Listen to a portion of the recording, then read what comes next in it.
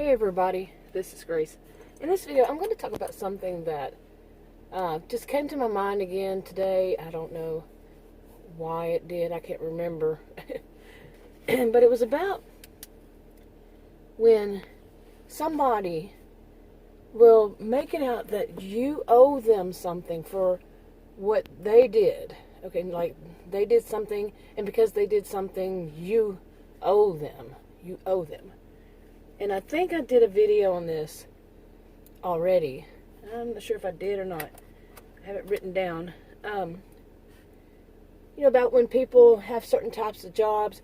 I was talking then about the gig workers, the delivery gig workers, the ones that deliver groceries, anything from groceries, restaurants, whatever. That because they do that, that it puts their lives at risk, and therefore we owe them a big tip and all that. Now, there's a difference between, you chose the job. Okay, you did choose that job. You chose that field. Anybody who's that, anybody. They chose to do that. And there are people like me, I appreciate that they're doing those jobs, and all that. But when it comes down to a sense of entitlement, that is a problem. When they have a sense of entitlement. They're entitled to special whatevers, And here, I'm going to give a different example. If I've already done that video, and put it up at least. I don't think I've made it public. Anyway, another one is, it made me think about, that's what this led to. I was thinking about that again this morning. And this one happened, I don't know how, it was years ago. I did the online dating thing. And I cannot remember the man's face. I cannot remember exactly what he said. It was years ago. But I do remember the feeling, and I might mix it with the little now, how I think about people that do that. And how just really such a sense of entitlement. Now, none of us are on this planet to ensure that another gets whatever they want, okay? That we owe them something for their own choices, the choices they made in their lives. But some feel this way, that we do. Okay, let me get to this. Okay, yeah, you're seeing rain on my windshield, by the way. Okay, now, years ago, like I was saying, years ago, I was doing the online dating thing, and I met a lot of men. Okay, a lot. I went through kind of like my own speed dating, just meet them online and then go meet them. I always met them in safe places like, I don't think I met any of them anywhere but like restaurants and ones I knew, I believe. It's a long time ago. But one of the things I learned, I had heard that since I was a teenager probably. That stereotype about men, what they want, if they buy you a meal, this kind of thing. I always thought that it was exactly just a stereotype, and that stereotypes aren't good things, They're not necessarily wrong, but they're not always right either. Or I should say the other way around, maybe. They're not always, it's just a stereotype, okay? But I found that to be quite true. Yeah. And I kept saying, I was one to keep saying, there's some guy out there that's not like that doesn't want to benefit somehow, including like financially, from a relationship. And I was not finding that on online dating. Now, that was years ago. Okay. But this one man I have so many weird stories. And this one, like I said, I don't remember exactly what he looked like, or I do remember this because this is part of the story. Now, I'm not one to judge anybody on their appearance. I'm just not that type. Some people are. The person they meet better be this. And I had often heard men say that women never look like their pictures. Again, someone would say when the pictures, they look so young. And I said, well, if you're looking at a picture from their graduation and you're thinking that that's what they're supposed to be looking like at their age, that's on you. Wow. But anyway, like 20, 30 years later, they think they're supposed to look like teenagers. That's got a problem. That guy does have a problem. But this one, I do remember that he was not attractive at all. Okay, I don't remember if he looked like his picture or what, but he was just, okay, flat downright ugly. I'm not one to judge by that, but it's important to the story because I think he knew that, well, I'm guessing he would know this and thought that he had to use a different tactic with women. Okay, which is not good. Now, I do remember, I have a vague memory on all this of, I think we went and met, I would meet them at a restaurant, okay, and I think it was Chili's, something like Chili's or West Chili's or something like that. And, I drove my own car, and I would never advise anybody to let somebody pick them up that they met online, no, at their own home, But I never did. So I met him there and noticed, it wasn't the first time I'd met somebody and noticed, man, and noticed that he did not look like his pictures. And I think that was what happened with that one. And anyway, we're sitting down, we start talking, and immediately I have this memory of immediately he started talking about his political views. Now, I'm an independent. Okay, I'm an independent. I'm not to the left, I'm not to the right, I'm an independent. And that I don't, like, some people think that's a party. No, I'm an independent. And we don't all think alike. Okay.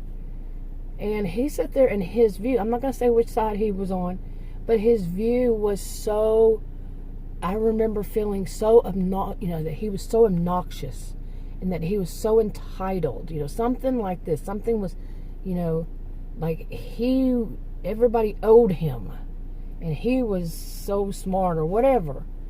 And one of the things he let me know, and I can't remember the exact words, like I said, was that of what I owed him.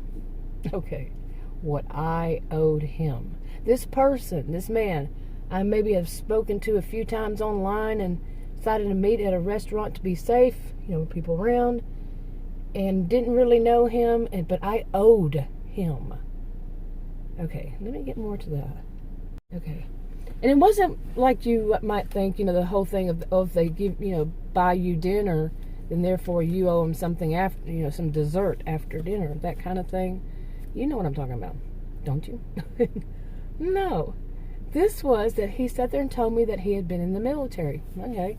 I wound up dating so many former military, would it be former military or ex-military guys, I don't know why it was that, or they were, and I went through a streak of dating good-looking guys and then guys that weren't, and just a variety, because I was dating different types. Anyway, this guy told me that he had been in the military and so on. Well, then no drinks were involved that I remember. I don't drink myself, so. But he started getting obnoxious with it because he felt that because he served our country, that he put his life on the line for us, that therefore I owe him. You get what I'm saying? Now let's think about that. How dare he? That is a disgrace right there to our whole system, and to so misogynistic, so entitled. But I do remember getting up and leaving. That was it. I remember him following me outside, and we must have already done the bill, paid for the food, whatever, and me just getting up and say no, and letting him know, me, the type, I would let him know why. Maybe not sometimes, but I'm more of a I'll let him know. And got out to my whatever I was driving at the time, and he followed running after me, still thinking that his bullying, his verbal abuse, his misogyny, his whole attitude that I owe him was going to work. Seriously, he thought it was going to work. He was shocked by the fact that it wasn't not going to work, and I let him know. Shocked. I remember that. What? Now really, think about what kind of nerve it would be for this man to think that bullying and verbally abusing a woman, treating her like she's been, she's lower, than him, and that she, have a high sense of entitlement, and that was going to work. That was going to get him what he wanted. I totally let him know I was disgusted. I remember this. Disgusted by the way he spoke and how he behaved, everything.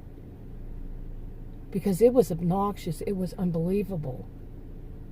And I'm not talking just either left or right. No, not saying that. It went beyond.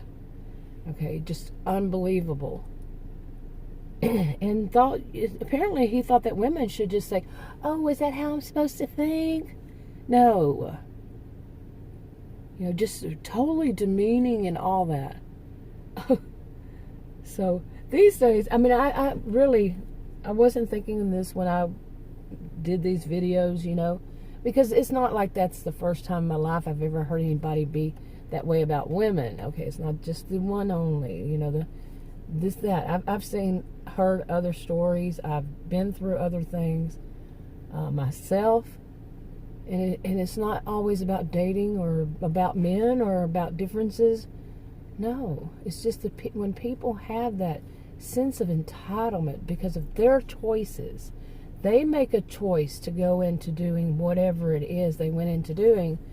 That does not mean that everybody on the planet owes them for it. If that were the case, guess how many grade school teachers would say, well, because your child, because I taught you and you became successful, therefore you owe me some of that money. Really? That would not... Have you ever heard anything like that? But there are people out there that think because they choose a certain path in life that anybody they run across, even a total stranger, owes them because of it. Where do people get this idea from? Who taught them that nonsense? Why do they keep it in their brains? Forget who taught them. Why do they keep it in their brains this way? That others owe them. Okay. And sometimes I think that a big part of that, why that is this way, continues to become bigger and bigger, it seems like. More and more people do it. And I'm not suggesting that anybody do this, but I think a lot of it is because nobody said, look, you're wrong. That kind of behavior, and really confront them with it. I think we live more in a society which, we all know these kinds of people can be dangerous, and that may be what keeps people from doing such. It might be a good idea. Okay? I can't judge anybody else's situation. I'm not there to take consequences for their actions or inactions. Only that person is. But I think a lot of people say, it's not my problem. That's not my problem. And there needs to be some middle ground instead of way to one extreme to the other of, I'm going to tell them off, just totally put myself in danger, to, it's not my problem. I'm not going to say anything. But some of these people, where could they be taught? Maybe the only place would be at a job. They overstep their boundaries at the job. But I can tell a story. I think I've told it on one of my channels before. About a guy who was so bad, he actually just sat there on a date like this kind of thing. Ugly looking too. Like I said, what is it?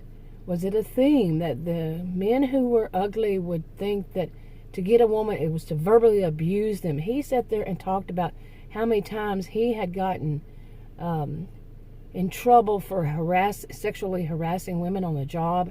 He was this guy, he was really short, and maybe he was overcompensating. He was dressed like he was in Saturday Night Fever, and he was a white guy, long blonde, stringy looking hair, and but he sat there and told me all about the times that he sexually harassed women at jobs, and all they were really about, because they went and reported it, they were only about money. So the companies, because he was so good at his job, the companies would just pay the women off, and he sat there on the first time meeting me saying crap like that. Okay? And I told him flat off, I think I got up before we even got our food and walked out and told him what a creep he was and all that. I think he did run out and follow me too. It was like, no, jerk. Nobody's going to deal with that crap. I can't say nobody, but I'm certainly not. But the nerve. What, I'm going to tell you stuff like this. I'm going to be this. He told me even more stories. before he started in on his big stuff, this kind of thing. Told me stories that it was like, I'm gonna, I threatened this woman one time, really bad threat, and it wasn't the first time I'd heard that. It was actually the second time. And what, do they have a script for these guys? I can't remember. I kept thinking, do they have a script they hand out, memo or something, so the guys can use the same line of BS? But to think that being abusive is going to lead the woman into their beds, okay, this kind of mentality. Sick and disgusting, but where do they get it? Where? From that script, maybe? I don't know. From one another? And I'm not saying that all men do that. I did not date women. I do not, I'm not dating now anyway. But I never dated women. It wasn't my interest. So I only know what men did. I'm sure there's stories men could tell, because believe me, I heard plenty of them. And I did quite wonder, were they just projecting? But not all men are bad. And like I said, I've spent all my time thinking not all men are bad. But anyway, these my stories were unbelievable with this stuff. The things I was told by some of them. Okay. But yeah, I had quit dating. It became doing that kind of dating. And because it became so sickening, hearing the same stories too, like I was just saying, not all bad ones, but just same stories. Like, I can't tell you how many times I heard a story about men saying they met this woman at a restaurant. They had booths. They sat down in front of them, and they didn't have any teeth, and it was the woman didn't have any teeth. Okay, can't tell you how many times I heard some story, some rendition of that. Rendition. I can't even say the word now. But it was like, what are they trying to check people's teeth? Women's teeth? Yeah. And I can't tell you how many times I heard men right off the bat want to know how much I made, what kind of job I did, and how much that pays people to do that. The sense of entitlement was unbelievable. Unbelievable. And it really makes me think, who raised these? I'm not saying it's the mom's fault or the dad's fault. Really, it's the whole village. But it's really their fault. When you become an adult, you got some bad behaviors. That's on you. Once you realize it, or once you're told how bad it is, that's on you. Okay, you need to work to change it. Don't think it's, you can just keep doing that and, they're just wrong. They're just haters. These days everybody says they're just haters. No. But do people tell others this kind of thing? Or are you afraid? We really, I think a lot of it could be afraid. Be aware. Like I said, I don't know everybody's situation. I don't know. I'm not giving any advice, any of that. But the scripts that should be given out should be about something other than this is how you try to treat a woman. And by the way, I saw from a man. I saw a men's account. Saw what the log out was on that one dating website, and the log out there was all about how to do that kind of thing to get a woman seriously for a night, for a few months, for life, but it was a big focus on for the night. Women's didn't have that on their log out screen. It was how to get and keep a man. Okay, you want to talk about sexism? Big time. Oh my goodness. Yeah, but anyway, that's enough for this for now. I thought I'd do this video because I am doing this more about the gig workers, but I've seen it in other kinds of things, this same kind of behaviors. So I might mix them up, one after, go back and forth, different types of situations. Anyway, that's enough for now. Talk to you on another video.